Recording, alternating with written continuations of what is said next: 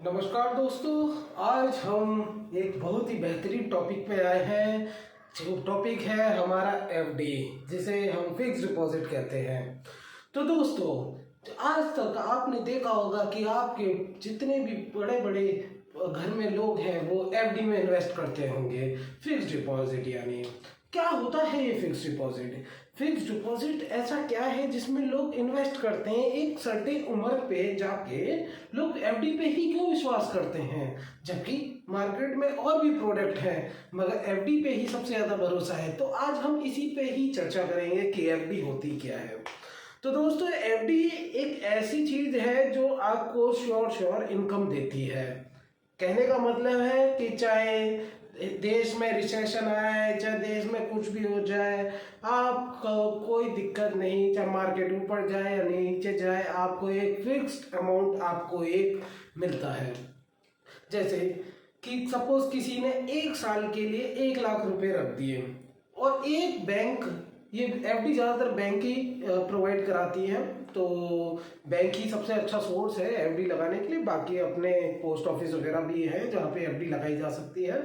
मगर सपोज 1 लाख रुपए लगाए किसी ने, तो बैंक एक गारंटी देती है या वो फाइनेंशियल इंस्टीट्यूशन एक गारंटी देता है कि 1 साल बाद मैं इतना परसेंट का अमाउंट आपको एक इंक्रीमेंट करके दूंगा। कहने का मतलब है, सपोज कोई बैंक कहती है कि या फिर कोई फाइनेंशियल इंस्टीट्यूशन कहता है कि मैं 7% का इंटरेस्ट रेट प्रोवाइड कराता हूँ एफडी पे अगर कोई 1 साल की बुकिंग करता है। तो इसमें क्या होता है कि आपका 1 साल का अमाउंट 1 साल के लिए पूरा एक फिक्स अमाउंट डिपॉजिट हो जाता है। सपोज फॉर एग्जांपल 1 लाख जमा किया। अब 1 लाख जमा किया तो उस पे है ना, हमें 7% के हिसाब से 7,000 रुपये मिले। यानी 12 महीने बाद जब वो मैच्योर होगी तो उस अमाउंट में इजाफा होगा 7,000 का, यानी 1,07,000 का। ये सबसे सुरक्षित जरिया है अपने पैसे से पैसा कमाना। जो लोग सेविंग अकाउंट में पैसे रखते हैं, मैं तो उनको हमेशा हिदायत दूंगा कि कृपया जाके अपने जितने भी बकाया अमाउंट को एफडी में कन्वर्ट करा लीजिए। क्योंकि एफडी में कन्वर्ट कराने से कम ये तो होगा, आपको 3% से ज़्यादा 7% का मिल जाएगा। अभी 3% और 7% क्या होता है वो बताते हैं। तो 3% या 2.5% वो रेट होता है जो सेविंग अकाउंट में आप रखते हैं, है ना। सेविंग अकाउंट में जब आप रखते हैं ना तो साल में एक अमाउंट आ जाता है, तो वो 3% या 2.5% होता है। वहीं अगर वही अमाउंट आप 1 साल के लिए एफडी में करा लें तो वहाँ आपको 7%, 6.5% मिल जाता है। कुछ तो बैंक 8% तक का दे रही हैं। ठीक है, तो मार्केट में बहुत सारी प्राइवेट बैंक्स भी हैं जो इतने अच्छे अच्छे रेट्स पवा रही हैं। तो पैसा आइडल रखने के लिए इससे बढ़िया है आपको ज़्यादा डबल से ऊपर का इंटरेस्ट रेट मिल जाए। तो यही एक बढ़िया सोर्स है जिसमें कोई चिंता करने की ज़रूरत नहीं है, कोई किसी तरह की टेंशन लेने की ज़रूरत नहीं है। एक अमाउंट लिया और हमने एक जगह लगा दिया। अब क्या है कि हमें पता है कि वो हमें मिलना ही मिल रहा है। अब ये किसके लिए सूटेबल है? ये उन लोगों के लिए सूटेबल है जिनके अकाउंट में काफ़ी एक अच्छा खासा अमाउंट अवेलेबल है, या कोई धीरे धीरे करके अमाउंट सेव करना चाहता है। ब्लॉक करा दिया बचे हुए पैसे अपने इस्तेमाल के लिए। पर उतना ही पैसा एफडी में लगाएं जितना आपको लगता है कि आप 1 साल से पहले ना निकालें या उस टाइम पीरियड से पहले ना निकालें। एफडी 7 दिन से शुरू होती है, 7 दिन से शुरू होती है और वो 6 महीने की भी होती है, 3 महीने की भी होती है, साल भर की होती है, 2 साल की होती है। फिर उनमें इंटरेस्ट बदल जाता है। अलग अलग इंटरेस्ट हमें प्रोवाइड कराती हैं बैंकें या फिर फाइनेंशियल इंस्टीट्यूशन। अब सबसे बड़ा सवाल रहता है कि किस बैंक पे भरोसा करें। देखिए, जिस बैंक की बुक्स अच्छी हैं, यानी टॉप सारी बैंक अच्छी हैं, सारे फाइनेंशियल इंस्टीट्यूशन अच्छे हैं, सब सरकार के द्वारा ही संचालित की जाते हैं और बैंक सारी आरबीआई के थ्रू चलती हैं। आरबीआई इन सबका बाप है, बाकी सब तो ये बच्चे हैं, बच्चे पोते हो गए, दादा हो गए। तो ठीक है, तो ये सबसे करता है एक तरीके से head of the family RBI.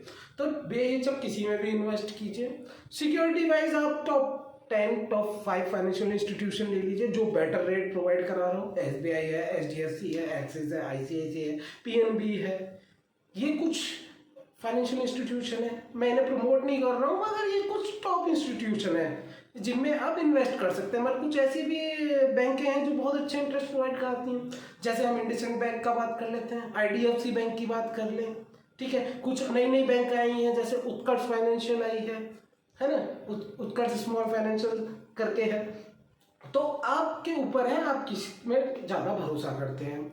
आप कहीं पे भी जाइए, बैंक ऑफ बड़ौदा में जाइए, यूनियन बैंक में डिपॉजिट कीजिए, मत कीजिए, पर ये वही अमाउंट कीजिए जो आपको लगता है कि आप उसे छेड़े ना। अब एक और चीज़ बताता हूँ, सपोज मैंने 1 साल के लिए जमा कर दी। अब भैया मेरे को घर में कोई बीमारी हो गई, कुछ भी हो गया, दिक्कत हो गई, अब मुझे पैसे की ज़रूरत है, तो भैया चिंता करने की ज़रूरत नहीं है। FD को तभी के तभी तोड़वाएं। कुछ बैंकें तो तुरंत के तुरंत ही हैंड टू हैंड क्रेडिट कर देती थी अमाउंट, और कुछ शायद थोड़ा टाइम लग जाए वर्किंग आवर्स के अकॉर्डिंग, पर जहाँ तक मेरी नॉलेज है 99.9% उनका हैंड टू हैंड ही अकाउंट में आ जाता है काफ़ी जल्द, क्योंकि आजकल डिजिटली सारी बैंकें हो चुकी हैं। तो मोस्टली प्राइवेट बैंक का मेरा पर्सनल एक्सपीरियंस है। मुझे ज़रूरत थी एक बार 4 लाख की, तो मैंने अपनी 4 लाख की FD तुरंत तोड़ी, तुरंत के तुरंत मेरे पास आ गया। अब सवाल आता है कि भैया कि FD में दे तो रहे हैं इंटरेस्ट, अगर हम बीच में तोड़ लेते हैं तो हमारा पैसा ना मर जाए, पैसा ना चला जाए। ये सबसे बड़ा सवाल है जो हर किसी के दिमाग में रहता है। ये उन लोगों के में सवाल रहता है जो बेचारे छोटे टाउन में हैं या गांव से हैं, क्योंकि लोग बहुत डरते हैं, क्योंकि देखो बहुत सारी अफवाहें उड़ती रहती हैं, बहुत सारी चीज़ें। तो बिल्कुल भी कतई चिंता करने की ज़रूरत नहीं है। क्यों? क्योंकि FD जितना आपका सपोज अमाउंट आपने जमा किया है, 1 लाख जमा किया, तो वो आपको तो सुरक्षित मिलेगा ही मिलेगा। जो भी चार्जेस होंगे वो आपके इंटरेस्ट में से निकलेंगे, और जहाँ तक 1% ही रहता है, ठीक है। तो जो इंटरेस्ट, तो आपका जो 1 लाख जमा किया है ना, यानी जो FD जितने अमाउंट आपने उसमें से तो कुछ कटना ही नहीं है, ठीक है। तो कोशिश कीजिए कि आप अपने बकाया पैसे को FD में लगाइए और ज़्यादा पैसे कमाइए डबल, क्योंकि सेविंग में रखे रहने से कोई फायदा ही नहीं है। अब जब अकाउंट में रखा है तो 1 नंबर का पैसा है, तो पैसे से पैसा कमाते हैं, बिजनेसमैन यही करते हैं, बड़ा आदमी यही करता है, छोटा आदमी सोचता रहता है क्या है कहीं बैंक ना ले डूबे, कहीं बैंक भाग ना जाए। अरे टेंशन नहीं, बड़ी बैंक चूज कीजिए, टॉप 5 उनमें इन्वेस्ट कीजिए और बेहिचक चिंता ना कीजिए और मस्त रहिए और इंटरेस्ट जी कमाइए। अब बात आ जाती है सीनियर सिटीजन। सबसे ज़्यादा सीनियर सिटीजन यानी जो रिटायरमेंट ले चुके हैं, रिटायर हो चुके हैं, इवन मेरे कार्यकाल में मैंने जब देखा है, मैं इसी फील्ड से जुड़ा हुआ हूँ, तो मैंने देखा है जितने भी बड़े बड़े बिजनेसमैन हैं जो अपने करंट अकाउंट में हजारियों सौयों या 1-2 करोड़ के ट्रांजेक्शन होते हैं, वो लोग तक FD बना के रखते हैं अपने करंट अकाउंट में। सोचिए, ये कुछ तो फायदा होगा ना जो वो बनाते हैं। और इसीलिए कहते हैं कि है ना, पैसे से पैसा कमता है, पैसे का सही उपयोग करना चाहिए। हम सेविंग में ऐसी आइडल छोड़ देते हैं और हमें 3% मिल जाता है, हम बोलते हैं अरे ठीक है मिल गया जो मिल गया। अरे 7% लो ना, 6% लो, 2 गुना से ज़्यादा होना है ना। तो वो उस तरीके से काम कीजिए आराम से और इस्तेमाल कीजिए। सुविधाएं बैंकें प्रोवाइड करा रही हैं, बेहिचक जाके इन्वेस्ट कीजिए। आप नज़दीकी जिस भी बैंक में आपका खाता है धीरे धीरे इस्तेमाल कीजिए। और एक बहुत अच्छा जरिया है एक तरीके से सेविंग करने का।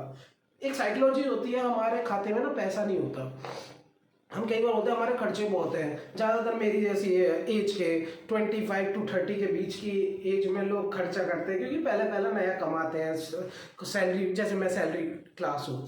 तो इस पे एक तरीके से आप अपने मन को भी एक बंदिश कर सकते हैं। जैसे सपोज आपके पास 1 लाख हुआ, आपने 1 लाख डिपॉजिट कर दिया, अब वो FD में चला गया, आपके अकाउंट में रिमेनिंग बैलेंस दिखेगा। अब रिमेनिंग बैलेंस जब दिखेगा तो आपका एक अंदर, जैसे मैंने अपना साइकोलॉजी बनाया था यार, कम से कम कैश यार 50,000 1 लाख तो और होना चाहिए, है ना। तो वो एक होता है ना कि 50,000 1 लाख तो कैश पड़ा होना चाहिए, तो वो एक एनकरेज करता है और हमारे खाते पे खर्चा कंट्रोल करते हैं।